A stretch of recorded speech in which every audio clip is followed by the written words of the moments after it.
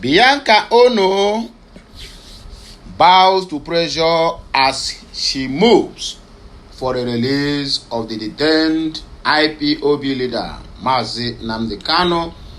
I saw this first message from the platform, or rather from the account of Denji Joseph Onoh, who happens to be a younger brother to Bianca Onoh, because as it stands now, she ceased to answer Bianca Ojukwu, since he have connived with our enemies to be dealing with us in the language we don't understand. So, but where I'm reading the article now is from Family Writers International, which is Icon News. You know, it have come to my notice that these people will always twist the narrative about any good news concerning Mazi Nnamdi Kanu, and I was doubting it not until I saw this message elsewhere saying another different thing, and they come here to write another different thing. So this owner of Icon News, which is Family Writers Press International, claiming to be working for IPOB Nigeria Limited, is also a sabo and also a betrayer of Mazi Nnamdi Kanu. Anyway, what do I know? Let me read the news according to what that have been written here. But the first news I told you is what it is all about.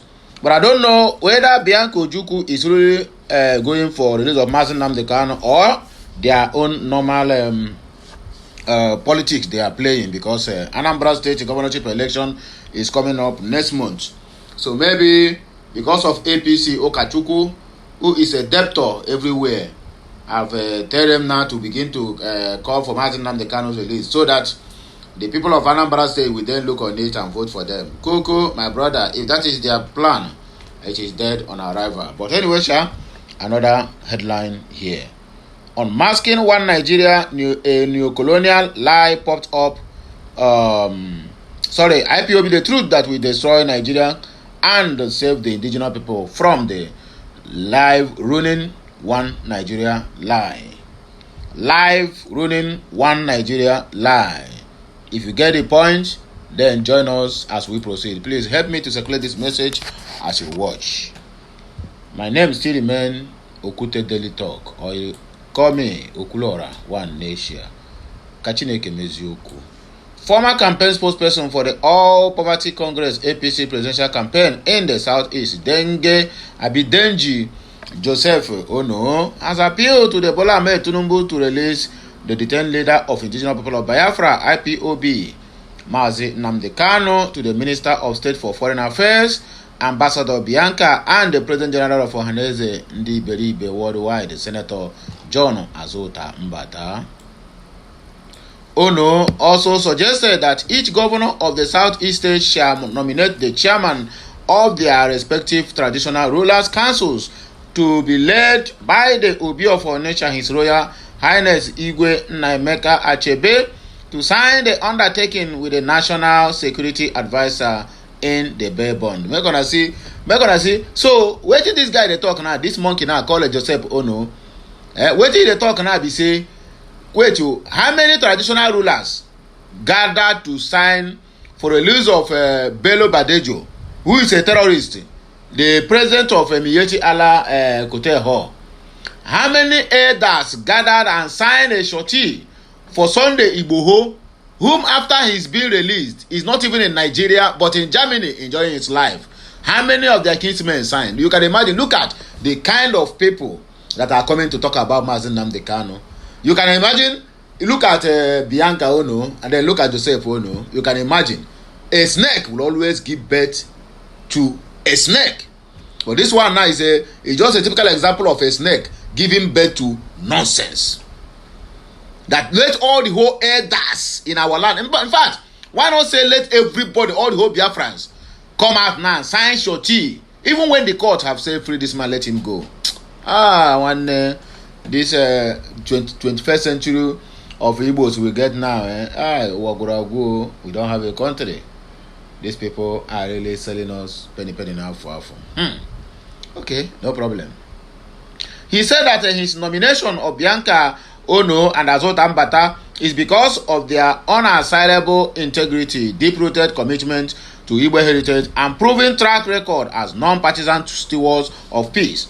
This kind of person will never even say anything that linked. Look at what is happening in Castena. That a bandit leader is appearing with a military camouflage. Tinubu is sending delegate to go and in fact to go and beg him, I beg you, don't strike until I finish my government. You can imagine that nonsense. Then look at one P. This one is complete in P. Oh, wow. Okay, no problem. He stated that his choice for Ambassador Bianca Onoh and was not because of his relationship with her, but because she is the widow of Dame Chukwuemeka Odumegwu Ojukwu, the architect of Biafra resilience and a symbol of Igbo identity. Onoh said that Bianca's appointment as Minister of State for Foreign Affairs positions her uniquely to bridge federal and regional divides, while Senator Mbata, as President General of Ohaneze Ndafonsi worldwide, holds the trust of the Igbo nationality. Unlike partisan actors entrusting Mazi Nnamdi Kanu to these custodians, Mr. President will preempt any risk of his release being politicized by Southeast politicians eyeing the 2027 polls or internal rivalries. Senator Mbata's role transcends electoral cycles, allowing him to facilitate community reintegration without the taint of personal ambition. His leadership is mobilizing Ndi Igbo for civic duties, such as voter registration, further proves his dedication to democratic participation over separatist extremes, Onoh said. Onoh said that Bola Ahmed Tinubu should leverage his administration renewed hope agenda, particularly as emphasizes inclusive governance and conflict resolution, to grant the plea. He noted that the prolonged detention of Mazi Nnamdi Kanu since his extraordinary rendition from Kenya in 2021 has cast a long shadow over the Southeast, while his charges of terrorism and treasonable felony have not only exacerbated insecurity but also allowed opportunist criminals to masquerade as separatists, fueling violence, economic sabotage, and displacement of people. Onoh extended his gratitude to Bola Ahmed Tinubu for the timely diplomatic efforts he made to bring to justice the Finland-based Simon Ekpa and especially the leadership of the Malam Nuhu Ribado-led NSA. Honestly, I'm now look at what the person they talk. Yeah, this person now, you thank him, but you are thanking a country that have been prescribed by Canadian court that they are terrorists and their government and all their leaders are terrorists. Hey, God. Okay, if we're going now I know where the problem is from. Now I know where the stupidness, now I know where their mumunes came from. It runs in their blood. Lene Bianca, no. Lene Joseph, no. Speaking further, Onoh said that he is aware that Bola Ahmed Tinubu knows that the release of Mazi Nnamdi Kanu is not merely a legal or humanitarian imperative but a strategic pathway to de-escalate tensions or mask genuine agitators from bandits and restore investor confidence in the Southeast. This thing you are telling Tinubu, that today they start to tell Tinubu this one. The fact there is that they don't want your Southeast to prosper, as simple as that. So get that into your T-skull, Mumu. In this spirit, I respectfully urge Mr. President to exercise his constitutional powers to prerogative of mercy and release Mazi Nnamdi Kanu unconditionally, but with a deliberate handover into the personal custody of two exemplary figures, Ambassador Bianca Odumegwu Onoh and Senator John Mbata Azota. This approach would transform a potentially divisive act into a unifying gesture, ensuring that Mazi Nnamdi Kanu's integration serves the collective good rather than narrow ambitions. This handover would signal your commitment to inclusive federalism, honor the Southeast contributions to Nigeria's democracy, and align with the global best practices for resolving separate tensions through trusted mediators. Releasing Mazi Nnamdi Kanu under these safeguards would not only quench the fires of agitation, but also fortify the renewed hope agenda, proving that Nigeria's unity thrives on justice, not coercion. I stand ready to support the process in any capacity and beseech you to act swiftly. Onoh pleaded. My brother, in fact, you are not my brother. Anofia, Ketekpaya Bobugu, to quench the fires of. That is how you people ganged up and killed Ojuku, so that they go quench the fire of agitation. Ndara. Anyway, the truth is that we destroy Nigeria and save the indigenous people from the life ruining one Nigeria lies.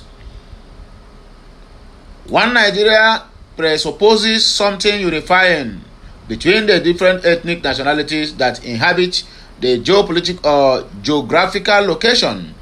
It is a phrase that gets thrown with reckless abandon, such that a foreigner visiting for the first time will think Nigeria a place dripping in compatriot sentiment. Frankly, that is usually presumptive dedication before the bigotry and ethnic tensions percolates on the fringe of every tribal intersection, mingling with the foreigner.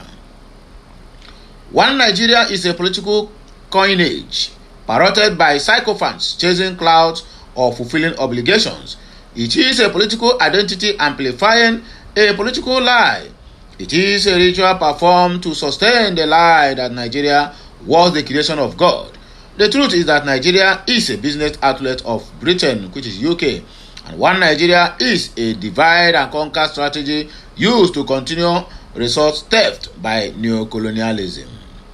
It is a phrase used by politicians to evade accountability by making it synonymous to national security.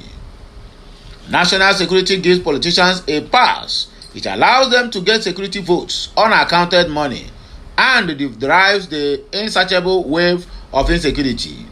National security is a fallacious lie peddled by those whose lifestyle is funded by allocation derived from ascending violence and heightened insecurity. It has zero contribution to protection of citizens and properties.